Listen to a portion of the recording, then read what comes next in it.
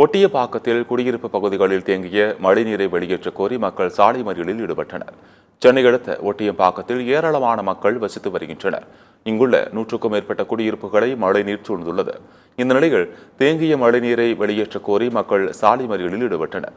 தகவலிருந்து வந்த பெரும்பாக்கம் போலீசார் மற்றும் ஊராட்சி மன்ற தலைவர் சாலை மறியலில் ஈடுபட்டவர்களுடன் பேச்சுவார்த்தை நடத்தி அவர்களை கலையச் செய்தனர். நேற்று பெஞ்ச மழைக்கு மழை நேற்று மதியமே நின்றுடுச்சு. ஆனால் இங்கே இருக்கிற எந்த ஓடையுமே ப்ராப்பராக தூர் வாராமல் இருக்கிறதால அந்த ஓடையில் இருக்க மொத்த உபரி நீருமே எங்கள் குடியிருப்பு பகுதியில் வந்துடுச்சு.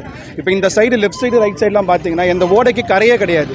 தரைக்கு மேலே எல்லா தண்ணியுமே அப்படியே குடியிருப்பு பக்கத்தில் வந்துருச்சு. நீங்கள் இப்போ திரும்பி பார்த்தாலே உங்களுக்கு தெரியும். அங்கே இருக்கிறது தான் என் வீடு. மொத்த வயலில் இருக்க மொத்த தண்ணியுமே அப்படியே வீட்டுக்குள்ளே வந்துருச்சு. கரையை உயர்த்துங்கன்னு சொல்லி நாங்களும் ஒரு வாரமும் ஒரு மாதமும் பேசிக்கிட்டு தான் இருக்கோம். அதுக்கு எந்த ஒரு முயற்சியும் எடுக்காமல் இருக்காங்க. அதனால இப்போ தலைவரை பார்த்து பிடிஓ ஆஃபீஸரை கூப்பிட்டு வந்து பேசலாம்னு சொல்லிட்டு இங்கே ப்ரொடெஸ்ட் பண்ணிட்டு இருக்கோம். இந்த தண்ணி வீட்டுக்குள்ளே வர்றதுக்கு எங்களுக்கு எவ்வளோ நேரம் ஆகும்? மழையே இல்லாமல் தண்ணி ஏறுது. எங்கே இருந்துன்னு பார்த்தா இந்த கரையெல்லாம் உடஞ்சி அப்படியே ஃபுல் தண்ணியும் வீட்டுக்குள்ளே தான் வருது.